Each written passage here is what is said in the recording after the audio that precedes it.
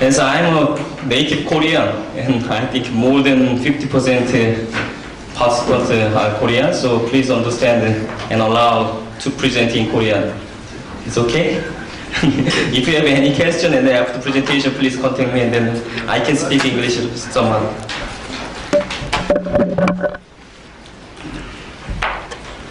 그 제목을 한국에서 사용할 수 있는 옵셋 크레딧 상세 배출권이라고 이제 잡아봤고요. 그 상세 배출권 이제 컴플라이언스 옵셋 크레딧이라고 했는데 사실은 여러분들 뭐 아침에도 그렇고 뭐 어저께도 그렇고 계속 이야기하셨겠지만 이 컴플라이언스 옵셋 크레딧이 그럼 뭐냐? 그 기준이 뭐냐? 그거는 할당 어떻게 받을 거냐? 뭐 그 전체적인 룰보다도 어떻게 보면 조금 환경부나 다른 이제 어떤 관련 부처에서는 조금 약간 밑에 단계일 수도 있을 것 같아서 그 룰이 아직까지 뭐 그런 할당이나 뭐 그런 것들이 이제 결정이 돼야 그 다음에 나오겠죠. 그래서 사실은 이야기들은 많은데 아직 구체적으로 이런 컴플라이언스 옵셋이 무엇인지에 대해서는 명확해지지가 않았어요. 그래서 오늘 말씀드릴 내용은 사실은 그 FI 소개 이제 뒤에서 드리겠지만 그래도 그 옵셋 크레딧을 만드는 메커니즘이 국제적으로 제일 그래도 많이 하고 있는 게 CDM이고 그 CDM에 관련해서 국내에서 한 40% 정도를 저희가 진행을 했어서 그 관련된 경험을 바탕으로 해서 국내 옵셋 시장이 어떻게 될 건가를 나름대로 저희 회사 자체적으로 전망한 그런 내용이라고 보시면 됩니다. 그래서 여기서 나오는 어떤 정량적인 숫자들은 있는데 그 숫자들은 좀 참고로 보시면 될 것 같아요. 먼저 에코아이 소개를 잠깐 드리면요. 이게 CD4, CDM이라고 이제 원래는 다른 이제 숫자들이 있고 자료들이 있는데 조금 뭐 외국에서도 오시고 그래서 조금 다른 그 공신력이 있는 자료를 좀 활용을 해가지고 에코아이 홍보하자라고 해가지고 CD4, CDM에 있는 아이고 죄송합니다. Down arrow.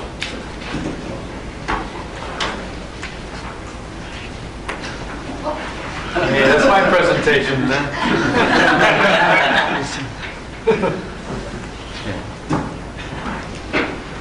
그래서 CD4, CDM이 보니까 이게 원래 한 분기에 한 번씩은 업데이트가 되는 것 같은데요. 근데 지금 이거 자료는, 통계 자료는 뭐 작년 말 것 같아요. 근데 거기 보면 이 컨설턴트에 대한 그 각국마다 리스트가 나오는데, FI가 지금 그 밸리데이트된, POA하고 밸리데이트된 프로젝트 관련해서는 국내에서는 넘버 원이라고 좀 자랑을 하려고 들고 나왔고요. 그래서 관련해서 CDM이나 그 프로젝트 개발자들, 그 다음에 프로젝트 이 배출권에 대해서 뭐 팔아왔던 내용들, 그리고 이 프로젝트에서 배출권이 얼마나 나오고 있는지 그런 것들을 관련해가지고 좀 내용들을 알고 있고요. 그래서 그런 거 관련해서 국내에서 하는 이제 KVR이라고 하는 국내형 온실가스 감축 제도라든지 기존에 돌아가고 있는 그런 프로그램에도 많이 참여를 했었어요. 그래서 뭐 정확한 값은 또 공신력 있는 값은 아니지만 그래도 조금 경험이 있는 기업에서 좀 예측하는 값이라고 보시면 괜찮겠습니다. 그래서 오늘 말씀드릴 내용은 일단 제가 이걸 눌러가지고 예, 알겠습니다. 그래서 지금 옵셋 크레딧이라고 하는 상세 배출권이 한국 배출권 거래제 법안에서 뭐라고 언급하고 있는 게 있어요. 지금 기본 법하고 시행령이 나와 있거든요. 거기 두 가지에 언급되어 있는 상세 배출권에 대한 기준들이 무엇인지 그것들을 한번 말씀을 드리고요. 그러면 그 기준들하고 같이 맞춰서 봤을 때 지금 진행되고 있는 또는 지금 등록된 또는 지금 개발되고 있는 그 각 옵셋이 몇 가지가 있거든요. 옵셋 프로그램이. 그 옵셋 프로그램들 중에서 지금 한국에서 엘리저블한, 한국에서 사용 가능한 옵셋 프로그램이 될 후보가 뭐냐? 그거에 대해서 간단하게 말씀을 드리고요. 그래서 저희 나름대로 전망한 여기 여러 가지 숫자들이 나오는데 참조로 보실 숫자들을 가지고 보면 저희 쪽에서는 앞전에서도 이제 톰슨 로이터스에서 나와가지고 부족할 거다라고 예측을 하셨지만 저희가 보기에도 일단 옵셋은 국내에서 허용하는 양보다는 많이 모자랄 수 있을 것 같다라는 생각이 좀 들어요. 그래서 그런 것들 말씀을 드리고 그거와 관련된 또 몇 가지 이슈가 있습니다. 그 이슈들은 사실은 이제 환경부나 이제 관련된 부처에서 해결해야 될 일이실 줄 알지만 기업에 계신 분들도 좀 많이 아시면 그런 것들을 이야기할 수 있는 그런 상황들이 되지 않을까 그렇게 생각을 합니다.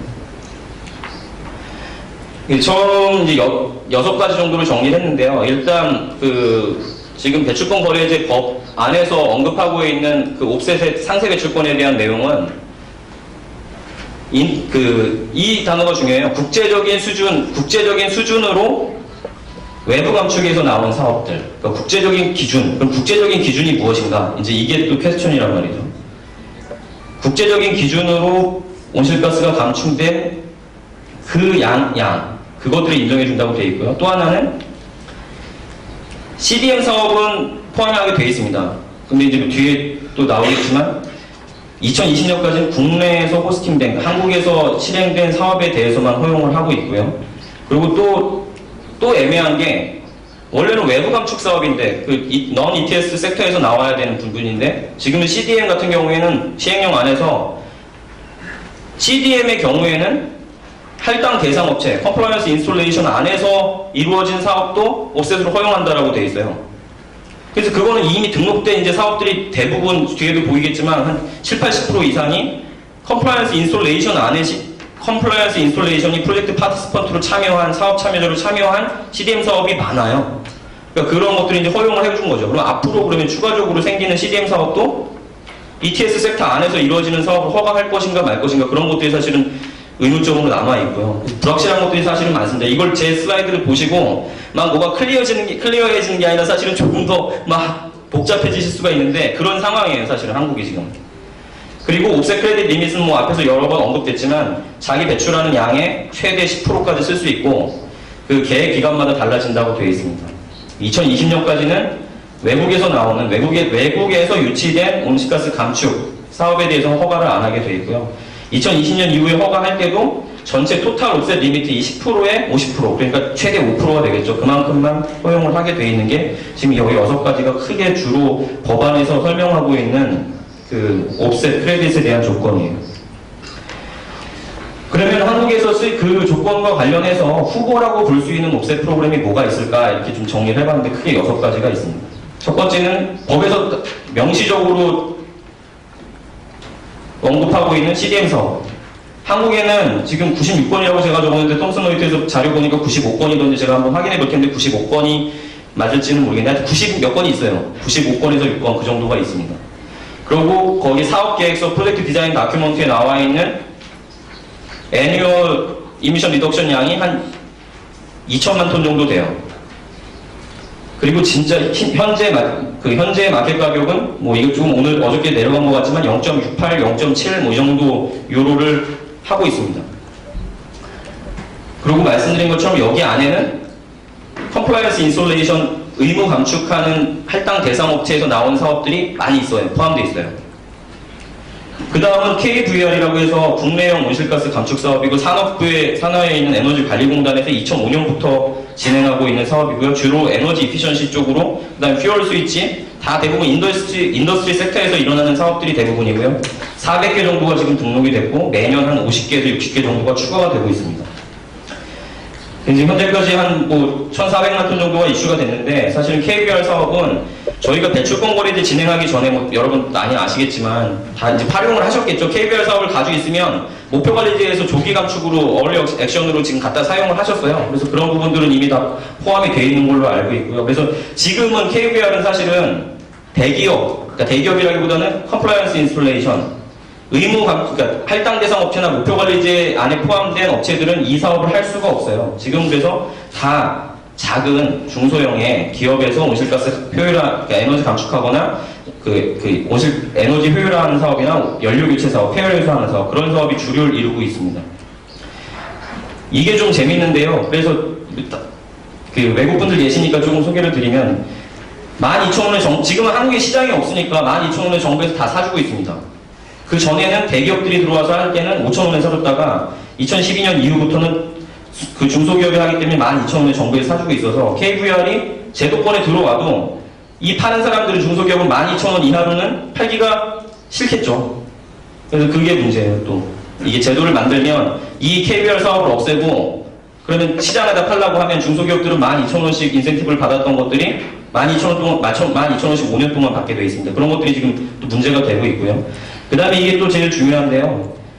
환경부에서 지금 이 배출권 거래제 전체를 주관하고 있는 곳에서 이 KBR이라는 건 사실은 좀 문제점이라기보다는 중소기업의 어떤 온실가스 감축하는 거에 포커싱 되다 보니까 섹터가 딱 한정돼 있어요.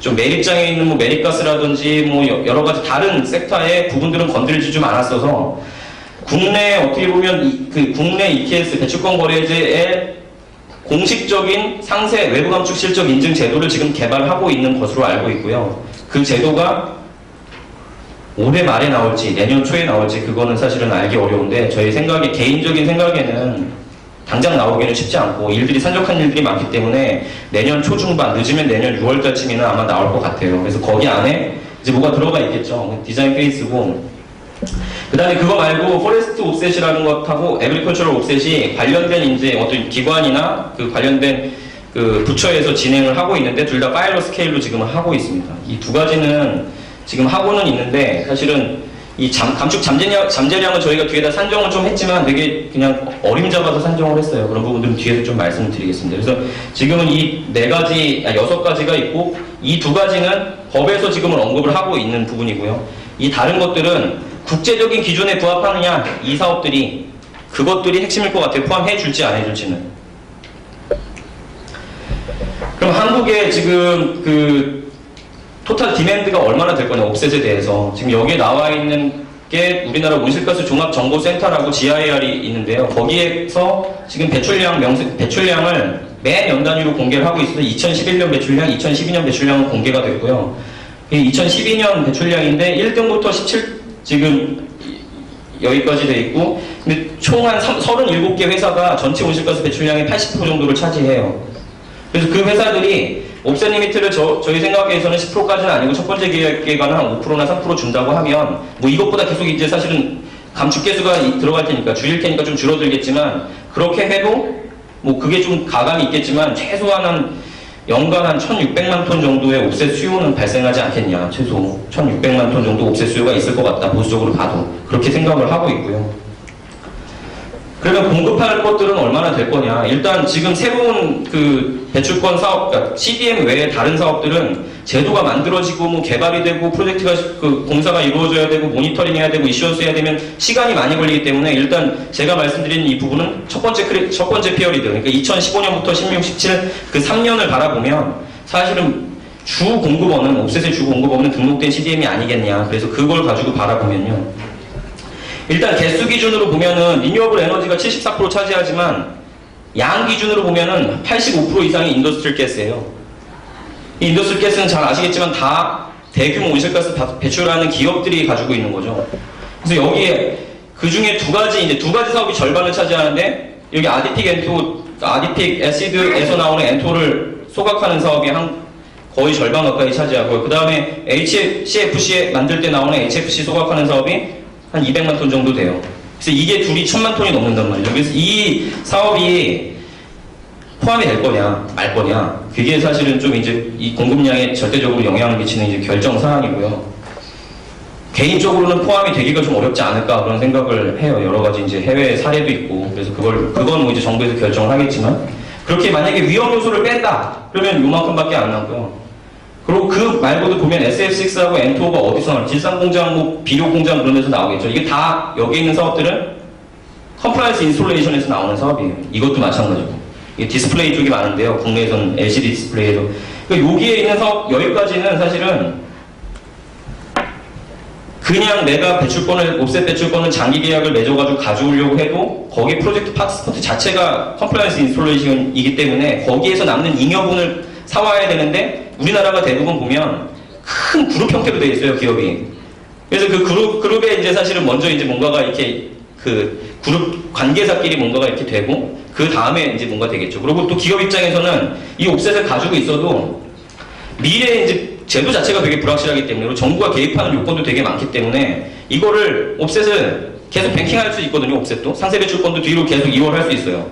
그러니까 가져놓고 뒤로 계속 이월을 할 수 있는 전략을 필 수도 있기 때문에 그런 부분들을 고려하면 실제로 시장에 나올 수 있는 옵셋의 양은 예상보다 작다. 그게 이제 저희 생각입니다.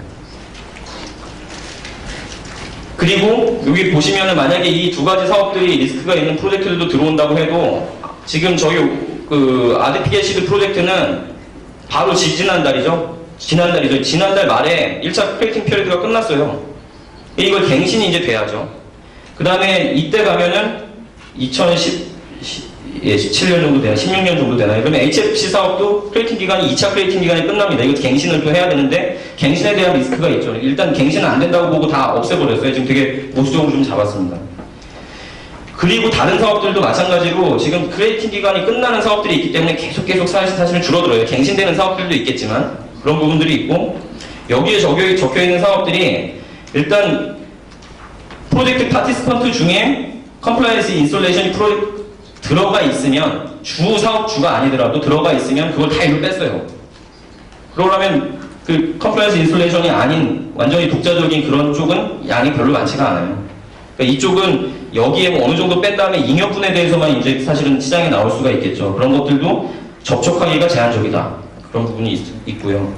그 다음에 그런 만약에 그 두 가지 리스크가 큰 사업을 제외하고 나면 사실 공급량이 진짜 절대적으로 많이 부족합니다. 그래서 그런 부분들을 고려하면 옵셋에 대해서 좀 그 산업계분들도 인식을 가지시고 정부에서 할당 매출권에 대한 어떤 기준을 정할 때 사실은 옵셋이라는 것들이 비용 효율적으로 온실가스 저감하는 걸 대응하라고 만든 제도인데 거기에서 쓰일 수 있는 게 너무 없으면 기업에서 또 할당에만 집중하다가 옵셋 관련해서 제도 나오는 거에 참여를 안 하시면 또 어떻게 보면 또 그 부분도 기업한테 큰 짐이 될 수가 있거든요. 그래서 그런 측면에서는 좀 지금 어떤 제도가 만들어질 때 공청회라든지 아니면 간담회라든지 그럴 때 이야기를 좀 하시는 것들이 필요할 것 같습니다.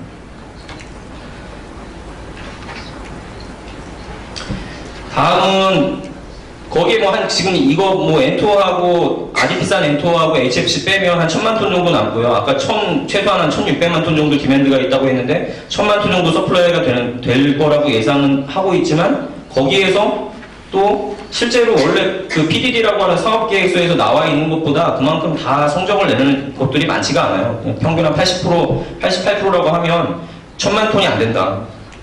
그렇게 볼 수 있고 거기까지가 이제 CDM이고요. CDM 사업을 새로 등록한다. 그러면 이제 이건 등록된 95개, 96개 CDM 사업에서 나온 거고 새로운 CDM을 등록을 하려면 일단은 사이즈업을 해야지. CDM 사업이 지금 비난을 많이 받고 있는 게 너무 시간이 오래 걸리고 비용도 많이 들잖아요. 그런데 지금 그 앞에 말씀드린 것처럼 앞에서 아마 소개가 됐을 텐데 25,000톤이 일단 사업장 기준을 넘으면 우리나라 배출권 거래제 모든 섹터가 다 들어가 있습니다. 그리고 그 밑에 15,000톤에서 25,000톤 사이는 목표관리제 타겟 매니지먼트 시스템 안으로 들어가요.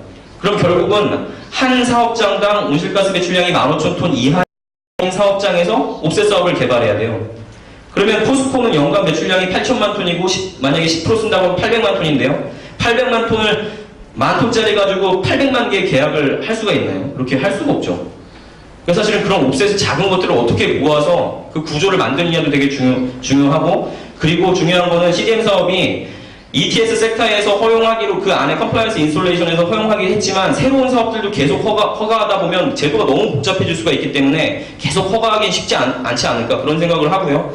그렇다면 밖에서 나오는 ETS 밖에서 non ETS 섹터에서 CDM 사업을 하겠느냐. 이 비용이 많이 들어가는데 시간도 많이 들고, 그러면 다른 그런 것들은 새로 나오는 것들은 KVR이라고 하는 이런 뭐 지금 산업부에서 하고 있는 제도나 아니면 환경부에서 공식적으로 만들고 있는 외부 감축 실적 인증 제도로 넘어오겠죠. 근데 그 제도는 어떻게 돌아가는지 좀 말씀을 드리면요.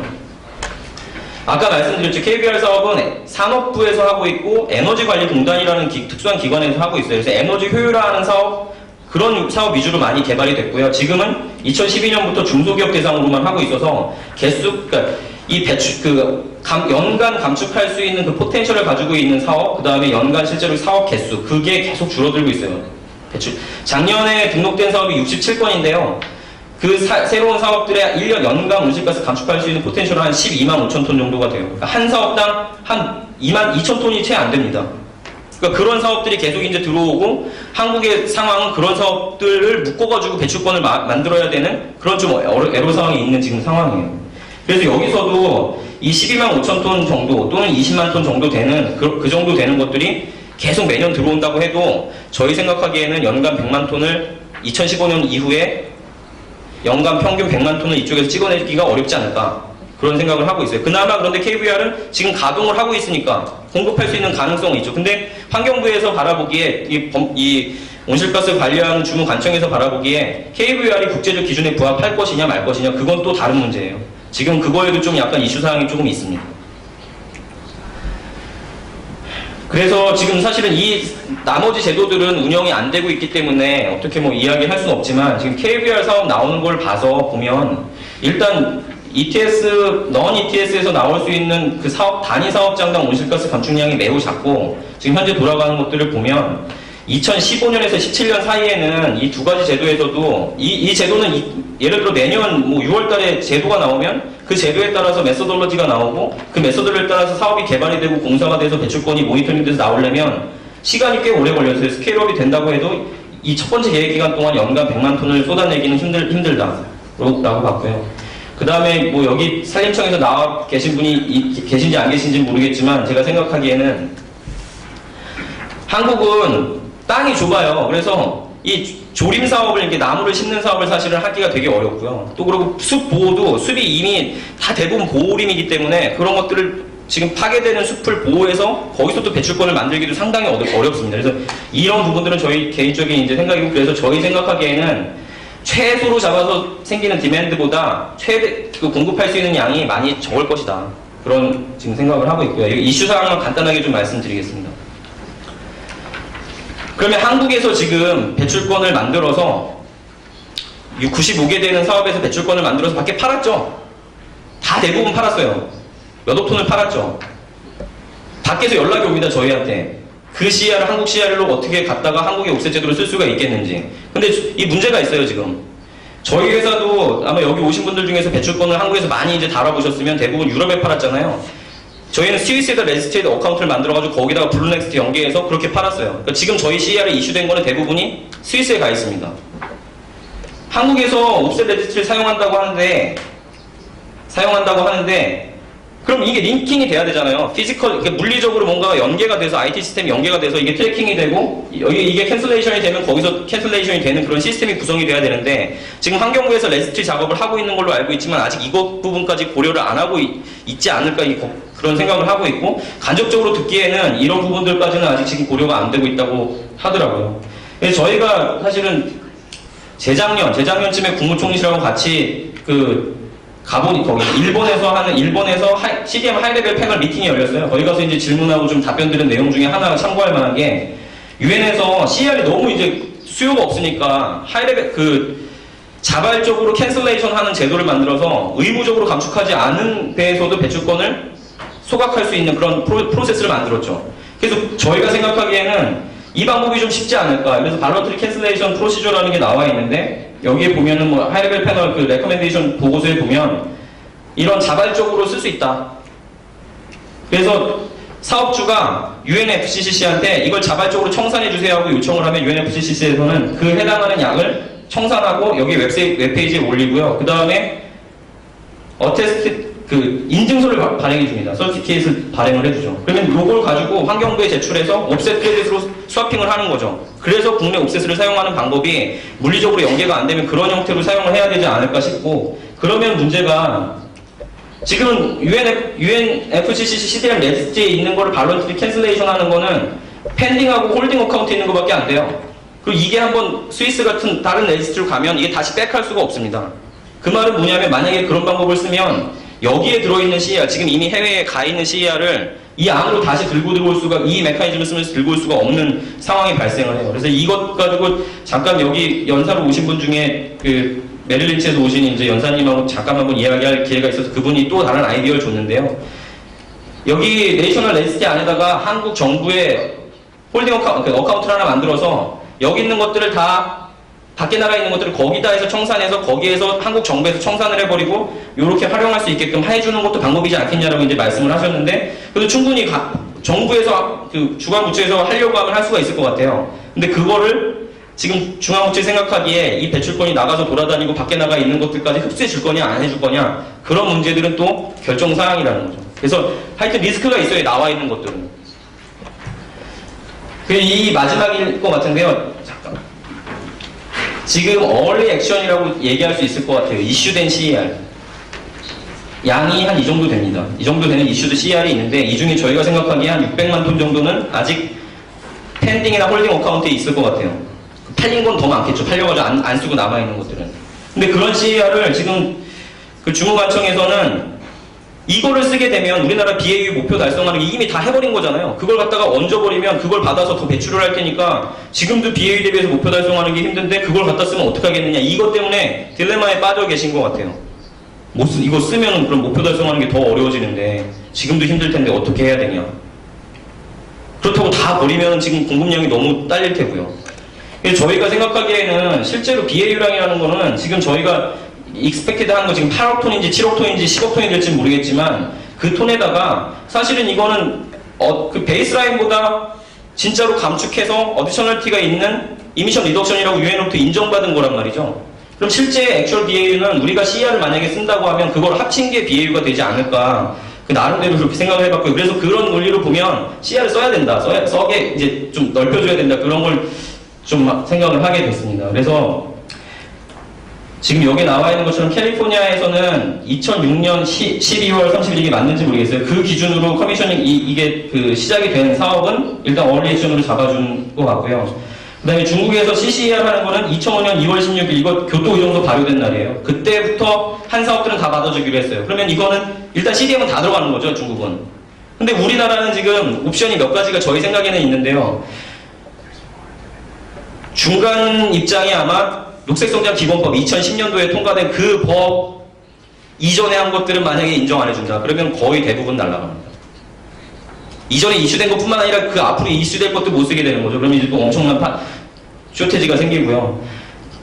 그 말관 이 정도까지 봐주면 지금 아까 말한 상황이 오는 거죠. 거기서 이제 엔토하고 그 HFC가 어떻게 될지 모르겠지만 그래서 이 정도로 제가 준비한 사항 마치겠습니다. 시간을 좀 잡아먹었네요. 죄송합니다. 시간 관계상 질문은 한 개만 받도록 하겠습니다. 질문 또는 의견이 있는 분께서는 손을 들어주십시오.